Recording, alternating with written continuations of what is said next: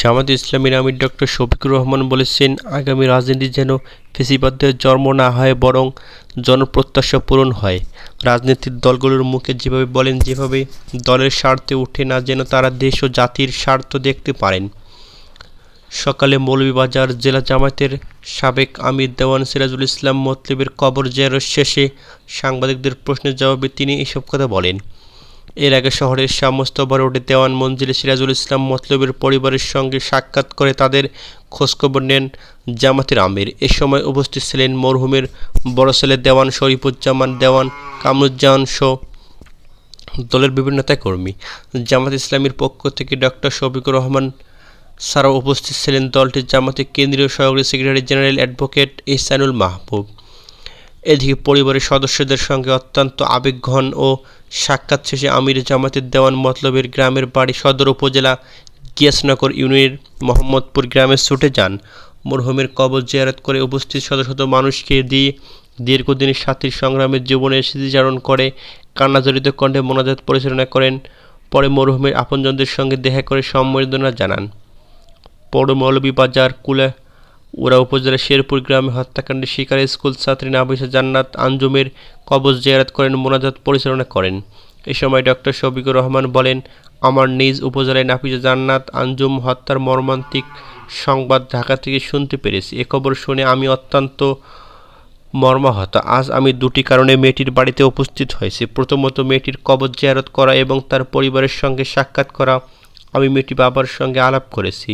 ওনার কথা শুনে আমি বেবিকে আঘাত লেগেছে। ওর নির্মম হত্যাকাণ্ড প্রমাণ করে আমরা কোনো সমাজে বাস করেছি। এই নিষ্পাপ মেয়েটিকে হত্যা করে তার পরিবারের উপর যে জুলুম করা হলো তা কোনোভাবেই মেনে নেওয়া যায় না। তিনি আরও বলেন, আমরা নির্মম হত্যার বিচার চাই। আমরা ইতিমধ্যে লক্ষ্য করেছি মামলাটিকে প্রবাহিত করার জন্য একটি প্রভাবশালী মহল জালিমের পক্ষে নিয়েছে। যদি তাই হয়, আমি কথা দিচ্ছি আপনাদের নিয়ে আমরা জালিমের বিরুদ্ধে তীব্র প্রতিরোধ গড়ে তুলব ইনশাআল্লাহ।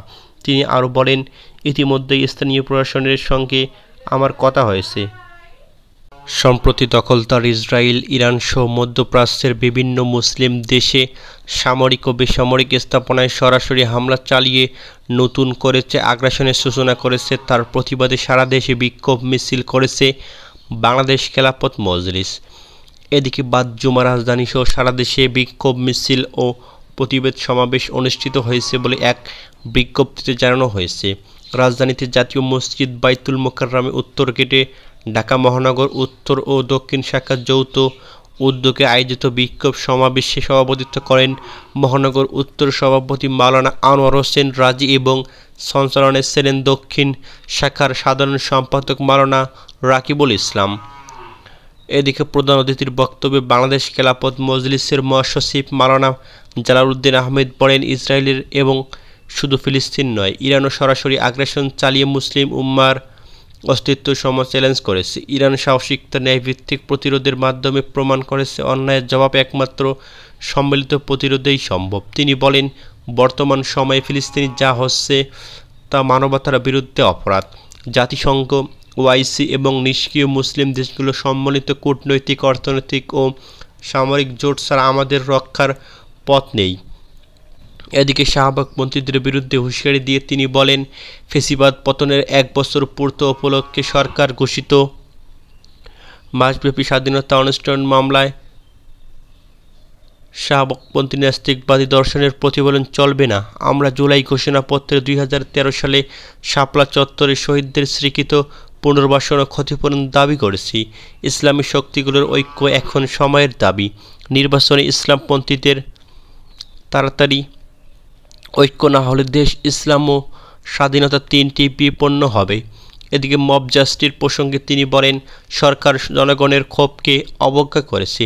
যারা ফ্যাসিবাদী দমননীতি সহযোগী ছিল তাদের বিচারের আওতায় আনুন। আরও বলেন, বাংলাদেশ খেলাফত মজলিসের নায়েব আমির মাওলানা মুঈনুদ্দিন রব্বানী, যুগ্ম মহাসচিব মাওলানা আতাউল্লাহ সহ বিভিন্ন নেতাকর্মী সেখানে উপস্থিত ছিলেন।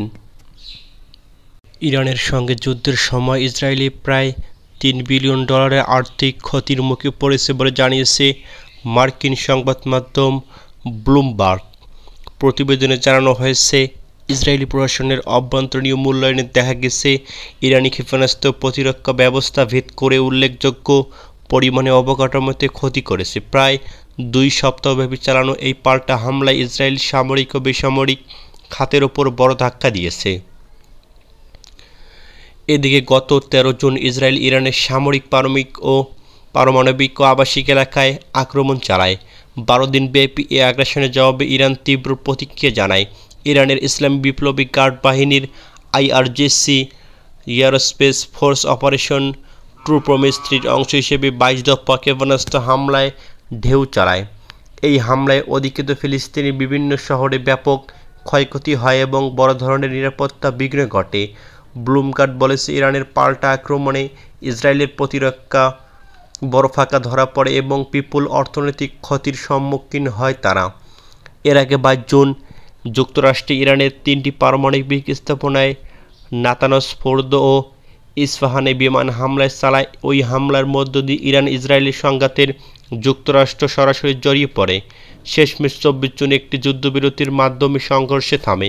তবে বিশেষজ্ঞরা আশঙ্কা করেছেন যে দীর্ঘ সময় ধরে এই সংঘাতের রেশ থেকে যেতে পারে।